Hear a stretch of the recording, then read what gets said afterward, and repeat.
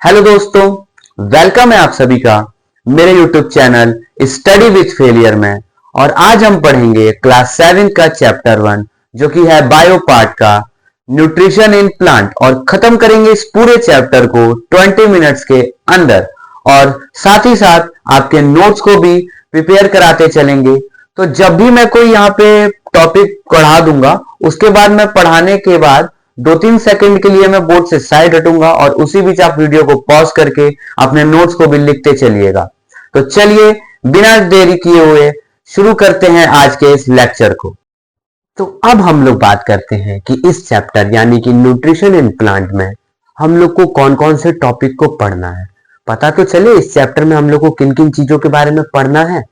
तो सबसे पहला टॉपिक है हम लोग का न्यूट्रिशन, उसके बाद से है मूड्स ऑफ न्यूट्रिशन, उसके बाद से है फोटोसिंथेसिस, उसके बाद से है लीव्स ऑफ वेरियस कलर, उसके बाद से है फोटोसिंथेसिस बाय एल्गी, उसके बाद से है अदर मूड्स ऑफ न्यूट्रिशन। यानी कि ये जो 6 टॉपिक हैं, ये 6 टॉपिक पढ़ के हम लोग अपना चैप्टर 1 न्यूट्रिशन इन प्लांट को कवर कर लेंगे। तो ये जो भी 6 टॉपिक हैं इनको हम लोग डिटेल में पढ़ेंगे। सबसे पहला टॉपिक है हम लोग का न्यूट्रिशन। इस टॉपिक को स्टार्ट करने से पहले मैं कुछ देर के लिए साइड हो जाता हूं और आप लोग इसको नोट कर लीजिए ताकि आप लोग का नोट्स भी लगे हाथ बनता चले।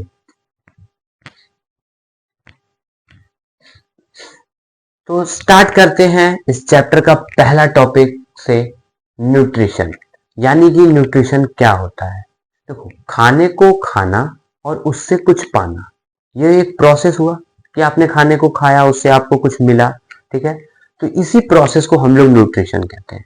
मैंने अभी ये बोला कि खाने को खाना और उससे कुछ पाना। तो हम लोग को खाने को जब खाते हैं तो उससे हम कुछ पाते हैं। क्या पाते हैं? तो हम उससे न्यूट्रिएंट्स पाते हैं। न्यूट्रिएंट्स, ध्यान रखिएगा, न्यूट्रिएंट्स है और ये न्यूट्रिशन है, दोनों में डिफरेंस है। न्यूट्रिएंट्स क्या होता है? तो न्यूट्रिएंट्स वो होते हैं जैसे कि फूड कंपोनेंट।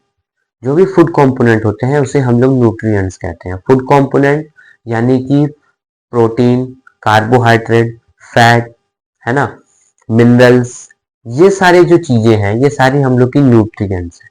अभी हम लोग एक बार डेफिनेशन की तरफ ध्यान देते हैं। डेफिनेशन ये कह रहा है न्यूट्रिशन का कि the process of taking and utilization of food by the organism is called nutrition. यानी कि the process of taking and utilization, खाने को खाना और उससे कुछ पाना, यूटिलाइज करना, of food by the organism is called nutrition. तो न्यूट्रिशन का मतलब ये होता है। अब आप लोग इसको नोट कर लीजिए और फिर इसके बाद जो हम लोग का नेक्स्ट टॉपिक है यानी कि मूड्स ऑफ न्यूट्रिशन, हम लोग उसको भी पढ़ेंगे। तब तक के लिए आप लोग इसको नोट कर लीजिए, मैं चलता हूं साइड में।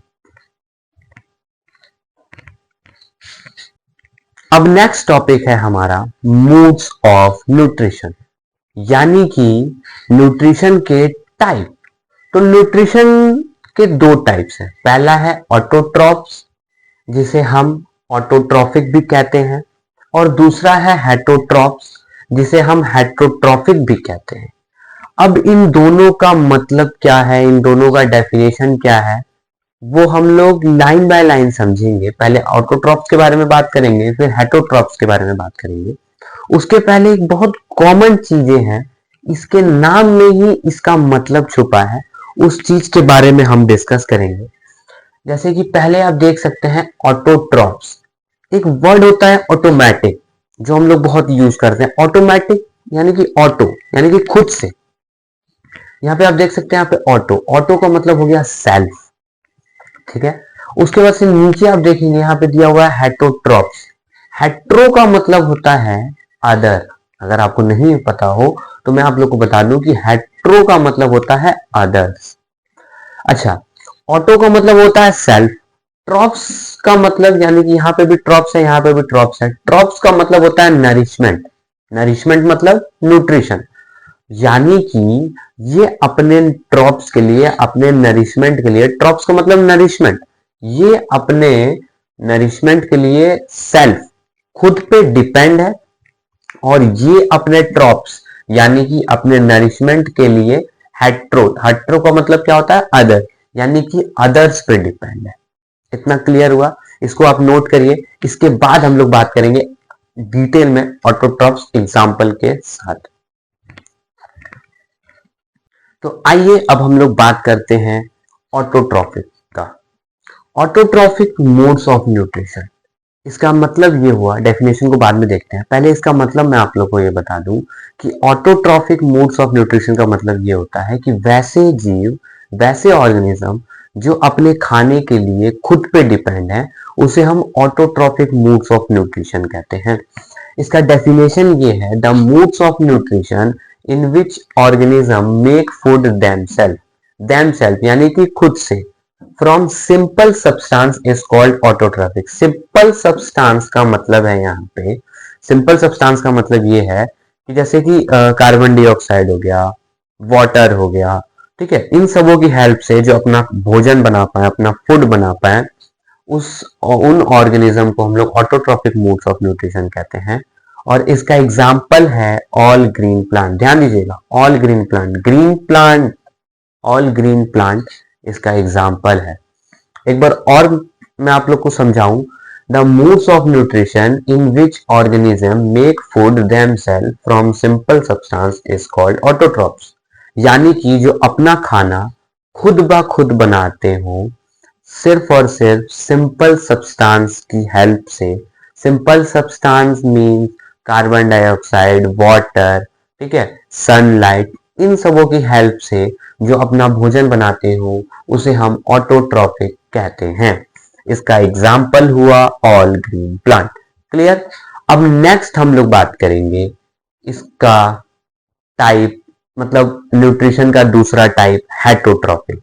तब तक के लिए आप इसको नोट करिए, मैं चला साइड में।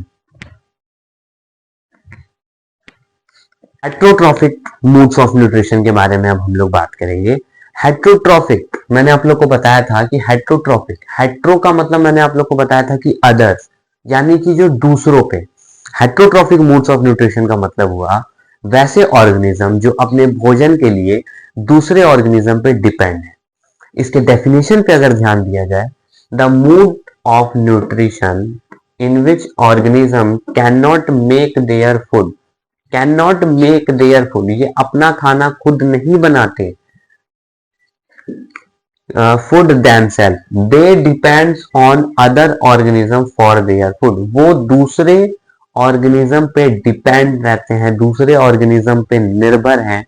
किस चीज के लिए? तो अपने फूड के लिए। इसका एग्जाम्पल है एनिमल। एक बार और इसको पढ़ेंगे, the modes of nutrition in which organism can not make their food themselves, they depends on other organism for their food. इसका सीधा सा मतलब ये हुआ कि हेटरोट्रॉफिक मोड्स ऑफ न्यूट्रिशन वो होते हैं जो अपने खाने के लिए, अपने फूड के लिए किसी अदर ऑर्गेनिज्म यानी कि किसी दूसरे ऑर्गेनिज्म पे निर्भर रहते हैं। तो अब हम लोग इसके बाद नेक्स्ट टॉपिक है हम लोग का फोटोसिंथेसिस, ये फूड मेकिंग प्रोसेस, इसके बारे में हम लोग पढ़ेंगे। तब तक के लिए मैं चलता हूं साइड में और आप इसको कर लीजिए नोट।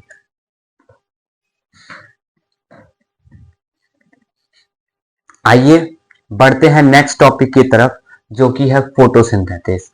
फोटोसिंथेसिस क्या होता है? अभी थोड़ी देर पहले मैंने आप लोगों को बताया था ऑटोट्रॉफ्स मोड्स ऑफ न्यूट्रिशन के बारे में।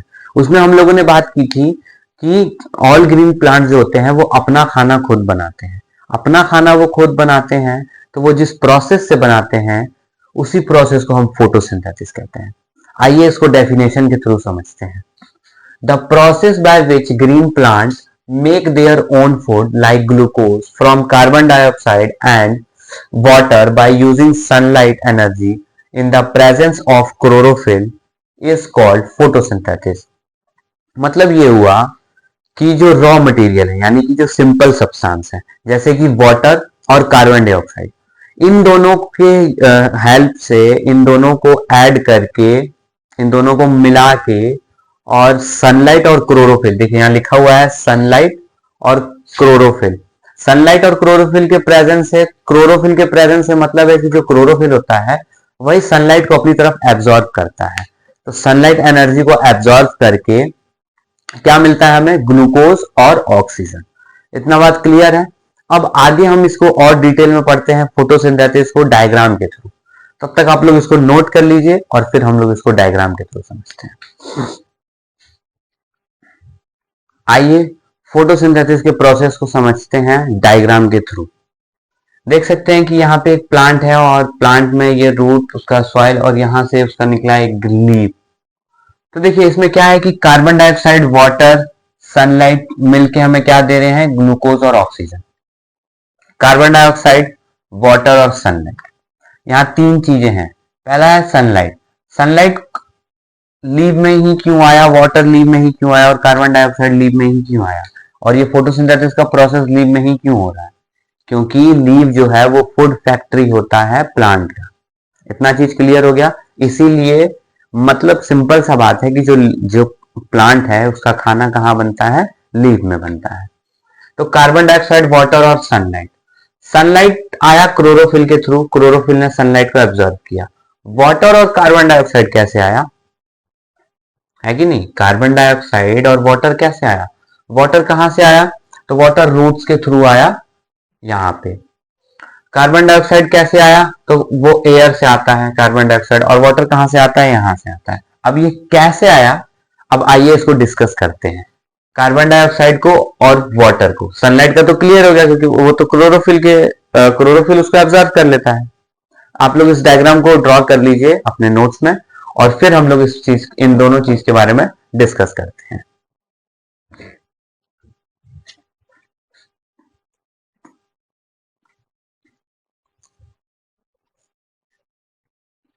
आइए समझते हैं कि जो कार्बन डाइऑक्साइड होते हैं वो प्लांट में कैसे आते हैं। How plant obtain carbon dioxide. The plants take carbon dioxide from air through tiny pores called stomata. यानी कि जो प्लांट होते हैं उनमें कार्बन डाइऑक्साइड ऑब्टेन कैसे होते हैं, तो वो स्टोमेटा के थ्रू। स्टोमेटा क्या है? तो स्टोमेटा एक छोटा छोटा मतलब डॉट जो होता है ना, एकदम स्मॉल स्मॉल डॉट, उसी टाइप का एक पोर्स है जो कि लीव्स में होता है। ठीक है, it is present on the surface of leave, जो कि लीव्स के सरफेस पे होता है। एक चीज और, जो प्लांट होता है ना, प्लांट में हर जगह स्टोमेटा नहीं होता है, स्टोमेटा होता है लीव में। क्यों लीव में होता है? आप लोग को पता है लीव क्या है, फूड फैक्ट्री है प्लांट की, खाना वहीं बनता है, तो कार्बन डाइऑक्साइड भी वहीं चाहिए, इसीलिए। और एक चीज, जो लीव होता है ना, हर एक लीव में एक स्टोमेटा या नहीं होता है, या फिर हर एक प्लांट के पास एक लीव में एक स्टोमेटा नहीं होता है, एक लीव्स में बहुत सारे स्टोमेटा होते हैं। ठीक है, यहां तक क्लियर? इसको आप नोट कर लीजिए। उसके बाद से हम लोग नेक्स्ट टॉपिक, जो कि रूट से वाटर कैसे प्लांट के अंदर आते हैं, लीव तक आते हैं, उसके बारे में डिस्कस करेंगे। तब तक के लिए आप इसको नोट कर लीजिए। तो आइए अब देखते हैं कि जो पानी है जो कि रूट्स में होता है वो लीव्स तक कैसे जाता है। How plant obtain water. यानी कि जो प्लांट होते हैं वो वाटर को कैसे ऑब्टेन करते हैं। Water present in the soil. सबको पता है कि जो वाटर होता है वो सॉइल यानी कि रूट के पास। And transport to the leaves. Leaves में उसको ट्रांसपोर्ट किया जाता है। कैसे किया जाता है? Through the interconnected pipe like xylem vessels. जैसे पाइप होता है ना, वैसे ही इंटरकनेक्टेड पाइप जाइलम वेसल्स के थ्रू इसे ट्रांसपोर्ट किया जाता है। अब हम लोग बढ़ते हैं अपने नेक्स्ट टॉपिक की तरफ, जो कि है लीव्स ऑफ वेरियस कलर। तब तक आप इसको कर लीजिए नोट, और उसके बाद हम लोग नेक्स्ट टॉपिक जो है हम लोग का उस पर पहुंचेंगे। बड़ा ही छोटा टॉपिक है लीव्स ऑफ वेरियस कलर। यानी कि आप लोग को पता है फोटोसिंथेसिस के प्रोसेस में क्लोरोफिल होता है जो कि सनलाइट को अपनी तरफ एब्जॉर्ब करता है, और क्लोरोफिल ग्रीन कलर का होता है, ग्रीन कलर पिगमेंट होता है। तो रेड कलर के जो लीव्स हैं, या फिर जो वायलेट कलर के, या फिर जो ब्राउन कलर के, या और भी कलर के जो लीव्स हैं, उसमें कैसे फोटोसिंथेसिस का प्रोसेस होता है? क्योंकि फोटोसिंथेसिस के प्रोसेस के लिए क्लोरोफिल चाहिए जो कि ग्रीन कलर का पिगमेंट है। एक्चुअली होता क्या है, ये जो रेड कलर के या दूसरे कलर के भी जो लीव होते हैं, उसमें रेड कलर का जो अमाउंट है वो ज्यादा होता है। उसमें ग्रीन कलर के पिगमेंट यानी कि क्लोरोफिल भी होते हैं, बट वो बहुत ही कम अमाउंट में होते हैं, बट होते हैं। ठीक है, अब आपको ये समझ में आ गया कि रेड कलर का भी अगर वो पत्ता है तो उसमें भी क्लोरोफिल है, उसमें भी ग्रीन कलर के पिगमेंट है, लेकिन कम है और रेड कलर वाले ज्यादा हैं। जैसे ब्राउन कलर के हैं या फिर वॉयलेट कलर के हैं या फिर दूसरे भी कलर के हैं, उन सब में क्लोरोफिल है। चलिए तो फिर नेक्स्ट टॉपिक पे अपने चलते हैं, फोटोसिंथेसिस इन एल्गी। तब तक के लिए इसको आप लोग नोट करना चाहें तो कर सकते हैं, अदरवाइज कोई दिक्कत नहीं है, ये उतना इंपॉर्टेंट नहीं है, बट फिर भी मैंने आप लोग को समझा दिया। आइए देखते हैं फोटोसिंथेसिस इन अलगा, यानी कि अलगा में फोटोसिंथेसिस का प्रोसेस कैसे होता है। अब अलगा जो है वो क्या है, ये एक ग्रीन कलर का, ठीक है, पतला सा फ्लेम टाइप का होता है, पतली सी लेयर टाइप की। ठीक है, तो ये ग्रीन कलर, अब ग्रीन कलर से आपको समझ में आ गया होगा, ग्रीन कलर है तो इसमें क्लोरोफिल होगा। यही रीजन है कि इसमें फोटोसिंथेसिस का प्रोसेस होता है। इसको पढ़ के देखते हैं। Due to presence of chlorophyll, alga are capable of preparing their own food by the process of photosynthesis। मतलब ये हुआ कि क्लोरोफिल का प्रेजेंस है, क्यों है, क्योंकि ये ग्रीन कलर का है, ये कैपेबल है, क्लोरोफिल है तो इसकी वजह से ये कैपेबल है किस चीज के लिए, तो अपना खुद का खाना बनाने के लिए। किस प्रोसेस है, तो प्रोसेस ऑफ फोटोसिंथेसिस। इतना क्लियर सबको। अब हम अपने नेक्स्ट टॉपिक की तरफ बढ़ते हैं, जो कि है अदर मूड्स ऑफ न्यूट्रिशन। ये टॉपिक कवर करते ही हमारा ये चैप्टर कंप्लीट हो जाएगा, तो आप इसको नोट कर लीजिए और हम फिर उसको कवर करेंगे। अब बढ़ते हैं नेक्स्ट टॉपिक की तरफ, जो कि है अदर मूड्स ऑफ न्यूट्रिशन। इसमें सबसे पहले दिया हुआ है पैरासाइट्स। देखिए, ये कुछ इस तरह के प्लांट होते हैं जिनके पास क्लोरोफिल नहीं होता। अब इनके पास क्लोरोफिल नहीं है तो इन लोग के पास फोटोसिंथेसिस वाला प्रोसेस नहीं होगा, जिसकी वजह से ये अपने फूड के लिए, यानी कि अपने भोजन के लिए हेटरोट्रॉफिक मूड्स ऑफ न्यूट्रिशन का यूज करते हैं, यानी कि दूसरे प्लांट पे ये डिपेंड रहते हैं। इसका definition, a plant which do not have chlorophyll, इन लोग के पास क्लोरोफिल नहीं होता, and can not produce their own food. जाहिर सी बात है, जब क्लोरोफिल नहीं है तो फोटोसिंथेसिस वाला प्रोसेस नहीं होगा, और जब फोटोसिंथेसिस वाला प्रोसेस नहीं होगा तो ये अपना खाना खुद नहीं बना पाएंगे। These plant use heterotrophic modes of nutrition। ये जो प्लांट होते हैं ये heterotrophic modes of nutrition का यूज करते हैं। ठीक है, अब नेक्स्ट हम बात करेंगे दूसरे टॉपिक की। तब तक के लिए आप इसको नोट कर लीजिए और फिर उसके बाद नेक्स्ट हम लोग बात करते हैं। अब बात करते हैं सेप्रोट्रॉप्स के बारे में।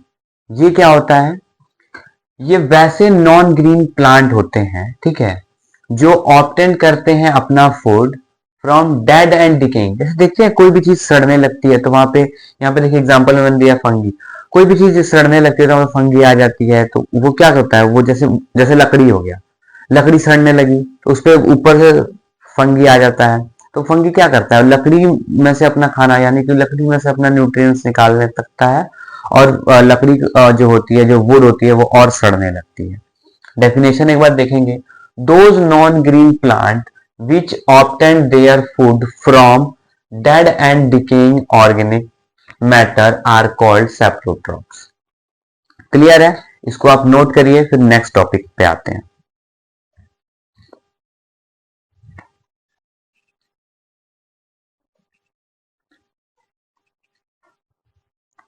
अब बात करते हैं इंसेक्टिवोरस प्लांट की। ये कुछ इस तरह के प्लांट होते हैं जो अपने न्यूट्रिशन, अपने फूड के लिए वो इंसेक्ट को टारगेट करते हैं। इंसेक्ट को टारगेट करते हैं मींस ये एक तरह के प्लांट होते हैं, जैसे नॉर्मल प्लांट होता है, इसके ऊपर क्या होता है कि जैसे ही कोई इंसेक्ट वहां से गुजरता है, जैसे मान लीजिए प्लांट है, ये इंसेक्टिवोरस प्लांट है, यहाँ से जैसे ही कोई इंसेक्ट यहाँ से अगर गुजरेगा तो ये इंसेक्ट क्या करेंगे कि ये सब की एक परत होती है, ऐसे खोल के, और जैसे ही इंसेक्ट आएगा ये तुरंत बंद हो जाएगा। तो ये ऐसे अपने मूड्स ऑफ न्यूट्रिशन को करते हैं। डेफिनेशन देखते हैं, those green plant which obtain their food partly from insects are called insectivorous plant. Simple सी बात है, इसके नाम में ही इसका डेफिनेशन है। इंसेक्ट मतलब जो इंसेक्टिवोरस प्लांट वो होते हैं जिनका फूड इंसेक्ट से होता है। कैसे होता है ये मैंने आपको बता दिया, आप इसको नोट कर लीजिए। अब बात करते हैं हमारे लास्ट टॉपिक जो कि है सिम्बायोटिक प्लांट। सिम्बायोटिक प्लांट वो होते हैं जो, देखिए दो प्लांट होते हैं, ये दोनों अलग अलग प्लांट होते हैं लेकिन ये रहते एक साथ हैं और अपना खाना भी एक साथ ये ऑब्टेन करते हैं। डेफिनेशन एक बार देखते हैं। The living together of two plant, देखिए रहते हैं दो प्लांट, लिविंग टुगेदर एक साथ दो plant, and help each other in obtaining food is called symbiosis. ठीक है, उसे हम क्या कहते हैं, symbiosis. And such plants are called symbiotic plant, और वैसे प्लांट को हम कहते हैं सिम्बायोटिक प्लांट। आप इसे नोट करिए, मैं तब तक थोड़ा देर के लिए साइड हो जाता हूं। अब इसी के साथ आपका चैप्टर 1 का लेक्चर कंप्लीट हुआ। जल्द ही चैप्टर 2 की वीडियो अपलोड हो जाएगी।